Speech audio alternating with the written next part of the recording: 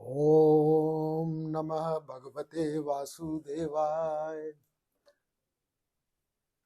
ओम श्री राधा कृष्णाभ्याम नमः। आज का भगवत चिंतन श्रीमद् भागवत महापुराण के द्वितीय स्कंद के चतुर्थोध्याय के मंत्र 11 से शुरू करते हैं। अभी तक परीक्षित ने सुखदेव जी से जो सृष्टि विषयक प्रश्न पूछे थे, उनका उत्तर देने से पूर्व सुखदेव जी सबसे पहले भगवान श्री कृष्ण की स्तुति करते हैं।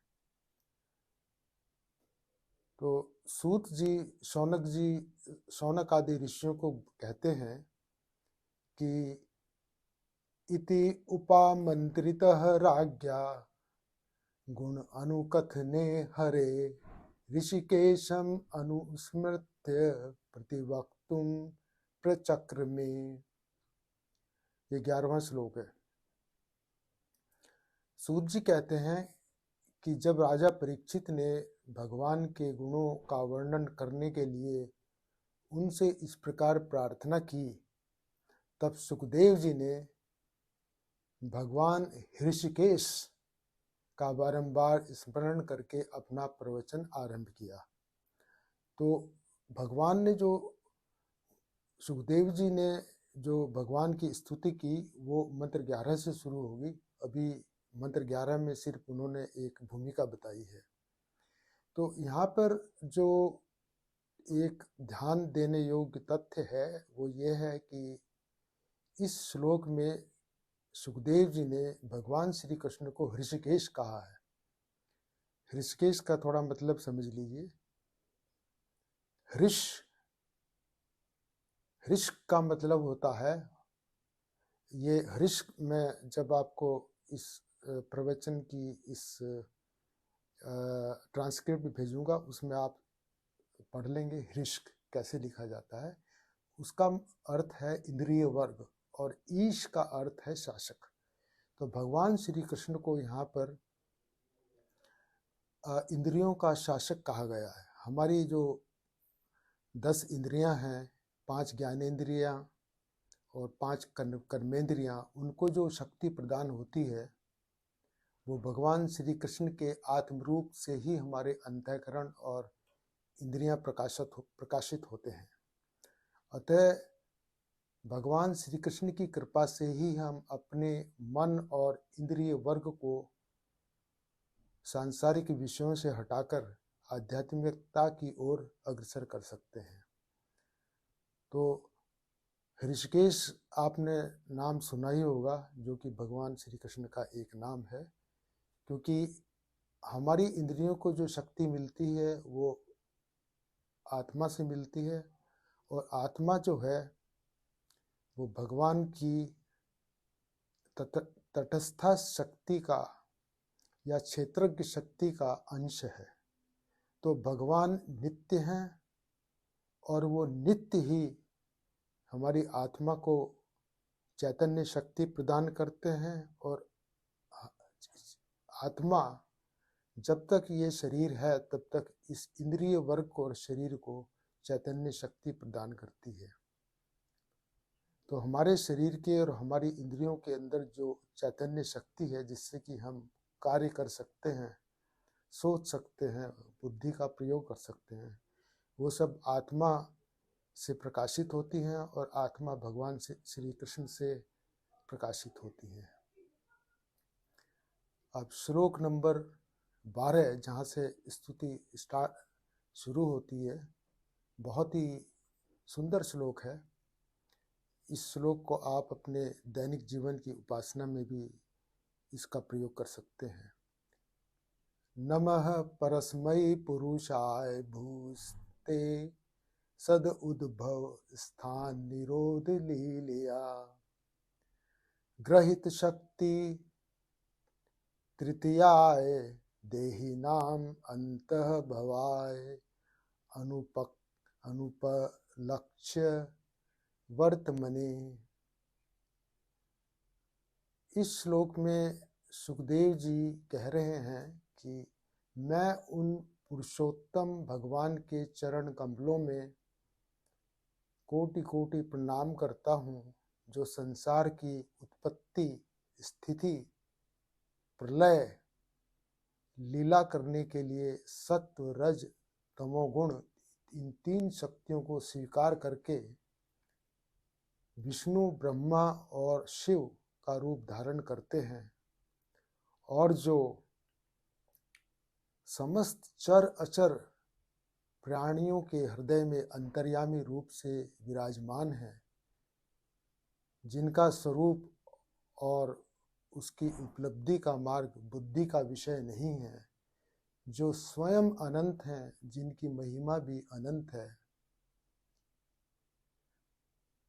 तो भगवान श्री कृष्ण के यहाँ पर जो उनका जो विस्तार है वो 3 रूपों में बताया गया है। भगवान विष्णु जी के रूप में उसी प्रकार विस्तार करते हैं जैसे कि हम संसार में एक दीपक से असंख्य दीपक जला लेते हैं, परंतु जिस दीपक को हम दूसरे दीपक जलाते हैं, उसका प्रकाश और उसकी शक्ति में कोई भी ह्रास नहीं होता। इसी प्रकार भगवान से अनंत अवतार निकलते हैं। भगवान विष्णु, भगवान शिव, ब्रह्मा, ये तीनों भगवान श्री कृष्ण से ही निकले हैं। ब्रह्म संगीता में भगवान श्री कृष्ण को अवतारी बताया गया है, अर्थात सारे अवतार उन्हीं से निकलते हैं। तो उसके 3 अवतार वो परम पुरुष हैं भगवान श्री कृष्ण। उनके 3 प्रथम पुरुष जो उनके अवतार थे वो थे, जो प्रथम अवतार जो थे उनके वो जो इसको मैंने पहले भी कई बार लिखा भी है और बताया भी है, कल भी बताया था कि प्रथम अवतार पुरुष अवतार थे वो कारणोदकशाही विष्णु, जिनको महाविष्णु भी कहते हैं, जिनके सहस्त्र भुजाएं और सहस्त्र मुंह हैं। उन्हीं के उदर में समस्त ब्रह्मांड और उनके जीव समाते हैं महाप्रलय के समय, और उन्हीं की प्रत्येक श्वास और निश्वास से ब्रह्मांड प्रकट होते रहते हैं और प्रकट होते हैं। और जिन ब्रह्मांड का कार्यकाल समाप्त हो जाता है, जिन ब्रह्मांड में ब्रह्मा जी की मृत्यु हो जाती है, वे उनके अंदर समा जाते हैं सारे के सारे। तो ये एक जो क्रम है ब्रह्मांडों के महाविष्णु के श्वास से निकलना और अंदर जाना, ये लगातार ये चलता ही रहता है। ये कभी ये अनवरत चलता रहता है। तो इनके जो दूसरे अवतार हैं वो हैं गर्भोदकशाही विष्णु, जो कि प्रत्येक ब्रह्मांड में प्रविष्ट होकर उसमें जीवन प्रदान करते हैं तथा जिनके नाभि कमल से ब्रह्मा जी भी प्रकट हुए हैं। और इनके जो तीसरे अवतार हैं वो हैं क्षीरोदकशाही विष्णु, जो परमात्म रूप में प्रत्येक जीव के हृदय में, सृष्टि के प्रत्येक अणु में उपस्थित होकर सृष्टि का पालन करते हैं। इसलिए इस श्लोक में सुखदेव जी ने भगवान श्री कृष्ण को परम पुरुष से भी संबोधित किया है। तो ये जो क्षीरोदकशाही विष्णु हैं, इनका बहुत पुराणों में और वेदों में वर्णन है। गीता में कहा गया है कि सर्वस्य चाहम हृदय सन्निविष्टः, मैं प्रत्येक जीव के हृदय में उपस्थित हूँ। गीता के 15वें अध्याय का 15वां श्लोक। फिर श्वेताश्वरोपनिषद के 6ठे अध्याय के 11वें श्लोक में भी ऐसा ही कहा गया है। एको देवः सर्वभूतेषु गूढ़ः सर्वव्यापी सर्वभूतांतरात्मा कर्माध्यक्षः साक्षी चेता केवलो निर्गुणश्च। वो एक देव सभी भूतों में, सभी जीवों के हृदय में सन्निविष्ट है। तो भगवान श्री कृष्ण के 3 स्वरूप हैं। इसको पहले भी बताया गया था कि एक उनका जो स्वरूप है वो ब्रह्म का है, दूसरा परमात्मा का है और तीसरे वो स्वयं भगवान श्री कृष्ण हैं।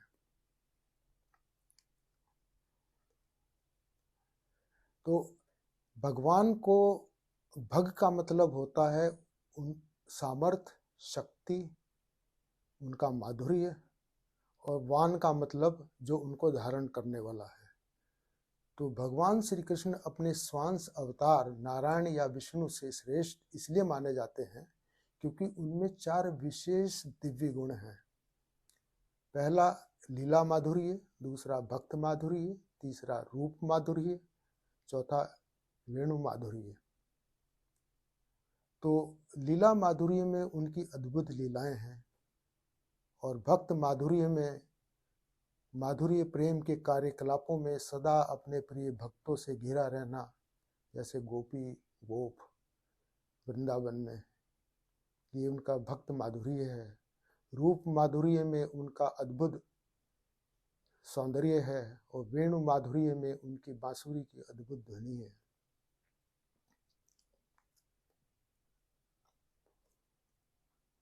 तो ये 3 स्वरूप जो हैं श्री कृष्ण जी के, ब्रह्म के अंदर अनंत शक्तियां हैं पर लेकिन वो प्रकट नहीं होती, वो क्रियाशील नहीं होती। वो ब्रह्म जो है वो निर्विशेष है, एक सत्ता मात्र है। उसके अंदर सिर्फ एक ही गुण है कि उसकी सत्ता है। शक्ति उसके अंदर प्रकट बिल्कुल नहीं होती। वो निर्विशेष, निर्गुण, निराकार रहता है। इसलिए ब्रह्म की उपासना नहीं की जाती। ब्रह्म के उपासक बहुत कम हुए हैं। फिर उनका जो दूसरा रूप है भगवान श्री कृष्ण का, वो है परमात्मा। तो परमात्मा में कुछ शक्तियां प्रकट होती हैं। उनका नाम है, रूप है, गुण है, धाम है, परंतु उनके अंदर लीला नहीं है, उनके अंदर परिकर नहीं है। तो कुछ शक्तियों का प्राकट्य परमात्मा में होता है और ये परमात्मा के 3 रूप जो अभी मैंने आपको बताए हैं, कारणोदक विष्णु, गर्भोदक विष्णु और क्षीरोदक विष्णु, जो कि हमारे अंतःकरण में रहते हैं, ये परमात्मा के 3 रूप हैं। और तीसरा जिनसे ये सब हो रहा है वो स्वयं भगवान है। ब्रह्मेति परमात्मेति भगवानेति शब्दते, वदन्ति तत्विदः तत्त्वं यत् ज्ञानम अद्वयम्, ब्रह्मेति परमात्मेति भगवानेति शब्दते। तो 3 स्वरूप परमात्मा के बताए गए हैं जो कि मैंने अभी आपको बताए हैं। और क्योंकि भगवान श्री कृष्ण जो कि उनका जो मुख्य स्वरूप है उसमें अनंत शक्तियां वो प्राकट्य हैं। उनके अंदर नाम भी है, रूप भी है, गुण भी है, लीला भी है, परिकर भी है, उनका धाम भी है। तो भगवान के अंदर ये 2 चीज अलग से आ गई, लीला और परिकर, जो कि परमात्मा में नहीं थी। ये लीला और परिकर जब भगवान में आई तो उनकी असंख्य अनंत शक्तियों का पूर्ण प्राकट्य हुआ।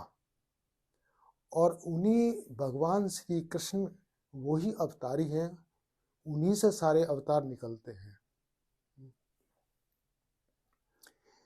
जैसा कि श्रीमद् भागवत के महापुराण के पहले स्कंद के 3 अध्याय के 28वें श्लोक में कहा गया है, एते चांस कला पुंस कृष्णस्तु भगवान स्वयं। जितने भी अवतार हैं वो उनके अंश हैं और स्वयं अवतारी भगवान श्री कृष्ण हैं। तो ये जितने भी अवतार मैंने बताए हैं अभी तक, जो मुख्य अवतार हैं, बाकी जो युगावतार हैं जो कि अलग अलग युग में हुए हैं, नरसिंह अवतार है और हंस अवतार है, राम अवतार है, कृष्ण अवतार हैं, ये युगावतार कहे जाते हैं। ये परंतु जो भगवान श्री कृष्ण जो हैं वो अपने गोलोक में हमेशा आनंदित रहते हैं। उनका एक स्वरूप युगों में आता है जो कि अवतार ग्रहण करता है, जैसे राम अवतार, वो वही है। जब वो उनकी लीला समाप्त हो जाती है तो वो उन्हीं के अंदर लीन हो जाते हैं जाकर के।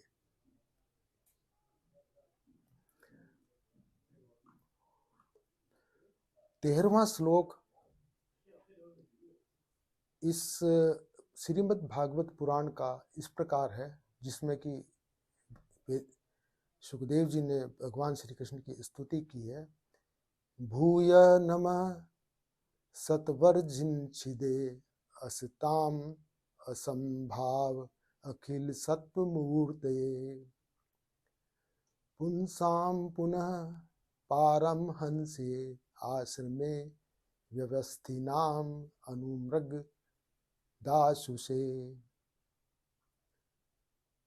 सुखदेव जी कहते हैं, सुखदेव जी ने यहाँ पर भगवान को विचित्र फल दातृता का एक गुण बताया है कि भगवान की विचित्र फल दातृता का स्मरण करके सुखदेव जी फिर नमस्कार करते हैं। इसका विचित्र फल दातृता का मतलब है कि वो भक्तों को फल देने वाले हैं। वो अनेक प्रकार के जो जैसा चाहता है उसको फल देते हैं, तो भक्तों को या उनके जो उनके उपासक हैं, इसलिए उनको फल दातृत्व कहा गया है। तो सुखदेव जी कहते हैं कि धर्म मार्ग में रत पुरुषों के दुखों को दूर करने वाले, अधर्मियों का दमन करने वाले, नाना प्रकार के फल देने के लिए भिन्न भिन्न देवताओं का रूप धारण करने वाले तथा परमहंस आश्रम में स्थित आत्मनिष्ठ पुरुषों के लिए उनका ध्येयभूत आत्मस्वरूप देने वाले भगवान को मैं फिर बारंबार प्रणाम करता हूँ, क्योंकि चर अचर समस्त प्राणी उन्हीं की मूर्ति हैं। इसलिए किसी से उनका कोई पक्षपात नहीं है। किसी से उनका पक्षपात नहीं है कि इसका अर्थ ये है कि वो सभी को बराबर फल कर्मों के अनुसार देते हैं। तो अगले अध्याय के अंदर एक कुंती स्तुति आती है। उसके अंदर कुंती भी यही कहती है कि भगवान परमहंसों को उनका फल देने के लिए अवतार लेते हैं। ये जो मैंने श्लोक बोला ये गीता में भी है, ये आप लोगों ने कई बार सुना होगा। यदा यदा हि धर्मस्य ग्लानिर्भवति भारत अभ्युत्थानम् अधर्मस्य तदात्मनं सृजाम्यहम् परित्राणाय साधूनां विनाशाय च दुष्कृतां धर्म संस्थापनार्थाय संभवामि युगे युगे। गीता के 4 अध्याय का 7वां और 8वां श्लोक है। ये दोनों भगवान वेदव्यास ने थोड़े शब्द बदल दिए पर लेकिन इनका अर्थ एक ही है। यहाँ पर परमहंस कहा गया है। परमहंस का अर्थ जो है वो जीव की आध्यात्म की सर्वोच्च सिद्ध अवस्था को परमहंस कहते हैं। इससे ऊपर जीवों में कोई अवस्था नहीं होती। इसके सबसे सटीक उदाहरण थे सुखदेव जी। सुखदेव जी परमहंस थे। परमहंस का मतलब देखो 2 शब्द होते हैं। एक हंस उसे कहते हैं जो कि अगर दूध के अंदर पानी मिला दिया जाए और वो दूध और पानी को अलग कर दे। पर लेकिन परमहंस वो होता है जिसकी दृष्टि में दूध और पानी का भेद ही नहीं होता। उनकी दृष्टि में पूरा सारे जीव, जड़, चर अचर सब आत्ममय हो जाते हैं। उनके अंदर भेद भावना बिल्कुल होती नहीं है। तो इसलिए जो परमहंस जो हैं वो सुखदेव जी थे या जड़भरत जी थे। जड़भरत जी को भी परमहंस की श्रेणी प्राप्त थी। इसके अतिरिक्त मेरी दृष्टि में और कोई परमहंस नहीं हुआ।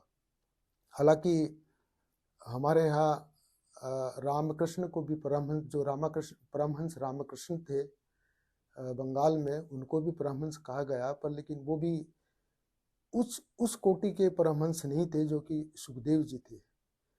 सुखदेव जी तो बहुत ही उच्च कोटि के परमहंस थे। तो उन लोगों को भक्ति योग प्रदान करने के लिए भगवान श्री कृष्ण का अवतार होता है। ये एक, क्योंकि परमहंस की दो श्रेणी है।